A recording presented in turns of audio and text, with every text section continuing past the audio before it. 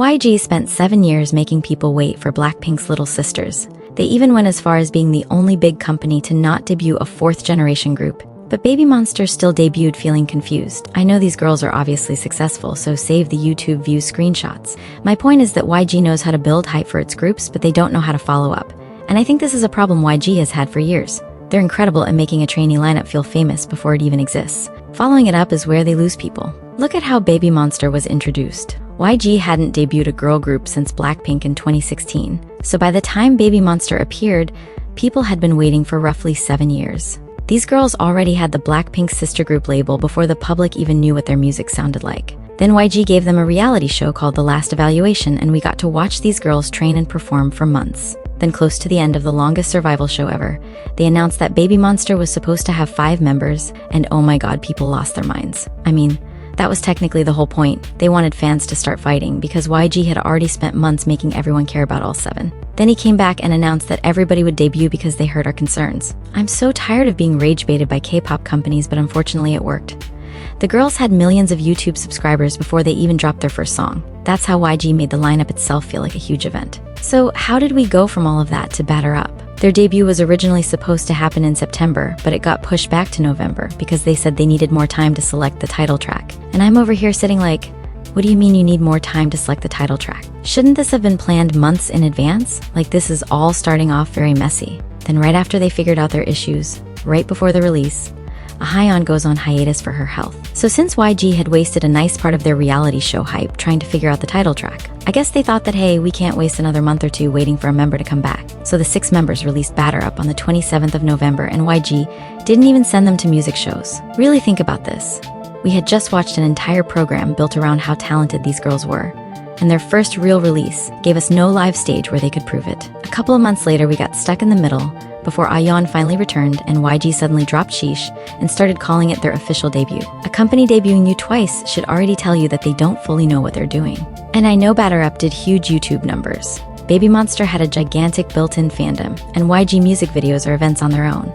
But people clicking did not automatically mean the song landed well. Batter Up sounded like somebody typed YG girl group into a machine.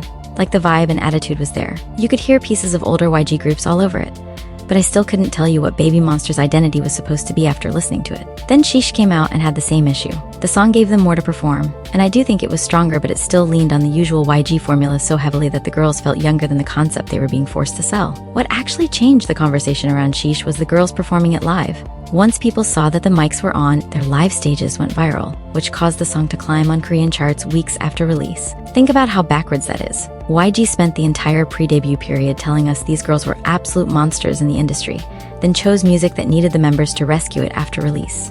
YG seems to think YG DNA is enough of an identity. Maybe it used to be, but nowadays people have heard the empty chorus and party outro so many times that they can literally tell when the beat switch is coming. Putting a new group inside the same structure only makes everybody compare them to BLACKPINK. But to be fair, that comparison was always going to happen anyway because YG was basically begging for it. People bring up BLACKPINK whenever they defend this strategy because the long gaps worked for them. But I think BLACKPINK is a terrible blueprint for almost any other group. Those 4 girls established demand first, so by the time the gaps became unbearable, the public already knew exactly what a BLACKPINK comeback meant. The 4 members were also brands on their own. All 4 each carried a different fantasy, so fans could pick one member and project whatever they wanted onto her. And since the girls didn't do interviews and variety shows back then, it added a layer of mystery to them. The group could disappear for a while because the members were still everywhere through fashion or solo work.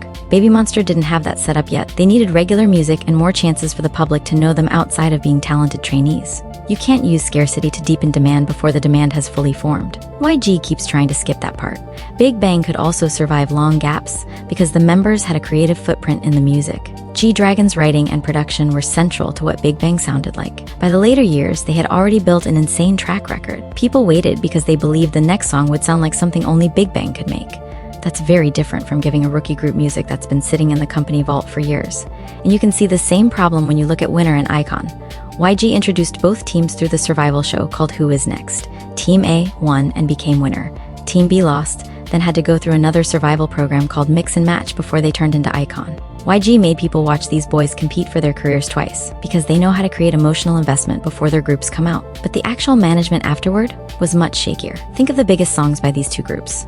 Winner's members were involved in writing Really Really, and BI helped write and compose Love Scenario, which literally won a day song.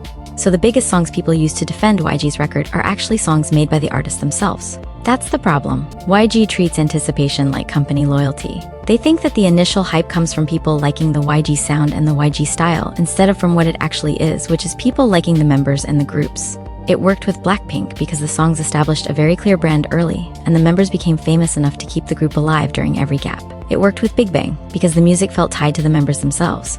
For everybody else, the gaps become dead space. And yes, things have somewhat improved.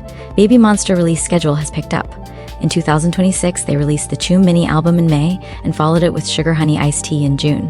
So I'm glad the company is finally moving with some urgency. But I also think this just proves they wasted time at the beginning trying to copy the old formula.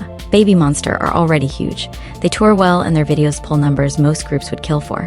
But that's still the bare minimum for a big three company who had 7 years of build-up and a BLACKPINK association behind it. So if you stuck around this long, you clearly found something worth staying for. So why don't you just hit that subscribe button so you can be here for the next K-pop deep dive.